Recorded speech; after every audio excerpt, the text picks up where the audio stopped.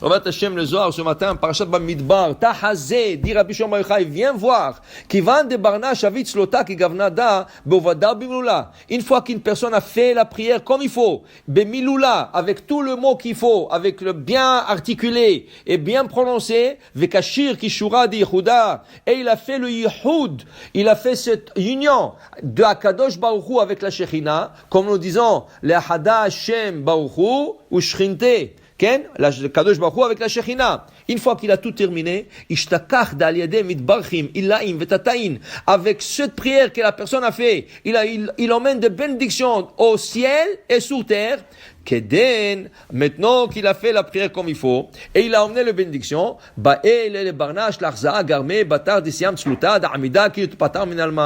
maintenant, la personne doit se voir comme si elle doit quitter ce monde. Pourquoi? Quand tu as fait l'Amida, tu étais devant Akadosh Baruch Hu.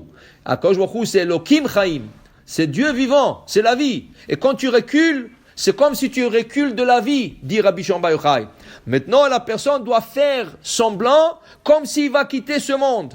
Comment il fait ça? En disant le Tahanoun. Et qu'est-ce qu'on dit du Tahanoun?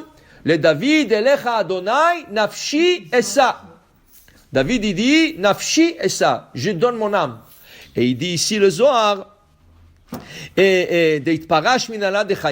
parce que tu quittes là, tu recules de Etz Achaim, Vekanish Ragloi, et maintenant, il comme s'il est vers le Etz Amita. C'est pour cela que le Zohar explique, quand on dit le David, Elecha, Adonai, Nafshi, Esa, Elohai, Bcha, Vetach, Televosha, le Tahanoun, on doit s'abnéguer, on doit penser que si Akadosh Baruch Hu nous demande de donner l'âme, il faut donner l'âme.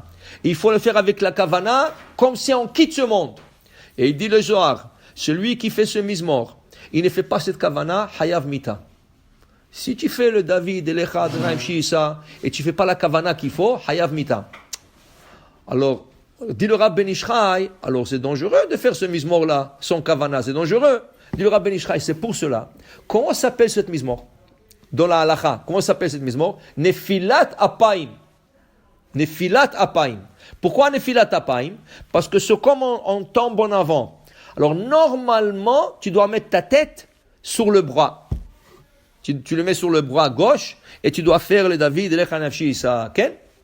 Dit le Rab Ben Ishchai, puisque le Zohar nous dit si tu fais pas de kavanah, c'est hayav mita, on le lira en forme d'un psaume, mizmor. Comme un mizmor. Qu'est-ce qu'on va faire? On va pas se pencher la tête sur le bras. On s'assoit normalement et on lit ce mizmor. On essaye de se concentrer au maximum de son mizmor. On essaie de le faire avec beaucoup de kavana, beaucoup de ferveur. Maintenant, manafshach, dit le Rab Ben Ishchai. S'il a fait la kavana, qu'il quitte ce monde, et voilà, Elecha nafshi essa, becha batachti, je fais confiance à vous Hachem et tout ça. Top, Metsuyan. Il n'a pas mis la tête sur le bras, c'est pas grave. Mais si tu n'as pas fait la kavana, alors qu'est-ce qu'on le dit? On te considère de dire ce mizmor comme un mizmor Tehillim. Il n'y a pas de mal de dire un mizmor Tehillim. Quand tu le lis comme Tehillim, quand tu lis comme Tehillim, il n'y a pas à faire la kavana comme tu quittes ce monde, tout ça. Tu le lis mizmor Tehillim normal. Dans ce cas, il n'y a pas de problème. Alors il dit ici, une personne doit beaucoup se concentrer sur ce mizmor. Ce mizmor est très important. Les Ashkenaz, par exemple, ils font le Nefilat Apaim avec la tête mise sur le bras. Il y en a qui disent, il faut pas le matin, il faut pas le mettre sur le bras où il y a le tefilim, il faut le mettre sur le bras droit. Il y en a qui... Donc, ça c'est une coutume ashkénaze. Pourquoi? Parce que les coutumes ashkénazes ne sont pas toutes basées sur la Kabbalah. Mais les coutumes séfarades, elles sont toutes basées sur la Kabbalah. Au moins 99%. Peut-être il y a une ou deux. Je vous donne un exemple. Pour un exemple comme ça, une sur 1000 exemples. Le loulav, par exemple. Quand on prend le loulav, le Shulchan Aruch dit, tu tournes pas aux quatre coins. Tu te mets en face de l'est et tu bouges le loulav. Il donne des directions est, ouest, nord, sud.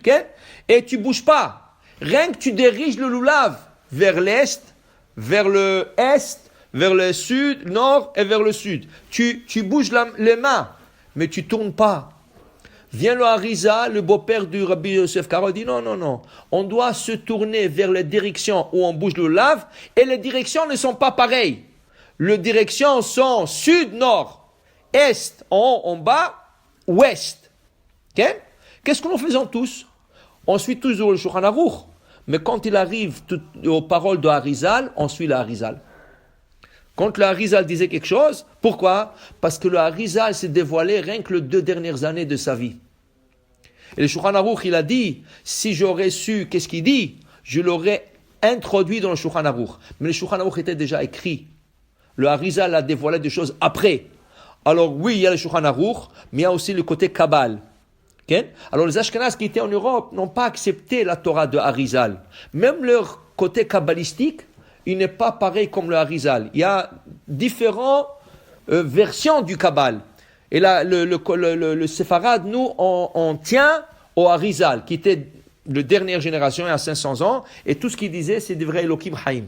Les Ashkenazes, ils ont un peu de coutumes différents, même au niveau du Kabbal. Okay? Alors, la Kabbalah, c'est pas la même, c'est des différents niveaux. Même la famille Abu Hatzera, okay, ils avaient un différent niveau de Kabbalah. Pas niveau, ils avaient une différente version de la Kabbalah, au point de la pratique de la Kabbalah. Okay? Mais la majorité du monde d'aujourd'hui suit le Harizal. On dit tout ce qui est pas Harizal, on le suit pas. On le suit pas. Alors il dit ici que le Harizal, il dit, quand tu fais ce mizmor, tu te penches pas la tête sur le bras. Tu le laisses, tu le lis comme ça, et tu essaies d'avoir la ferveur le plus possible que tu peux. Amen, amen.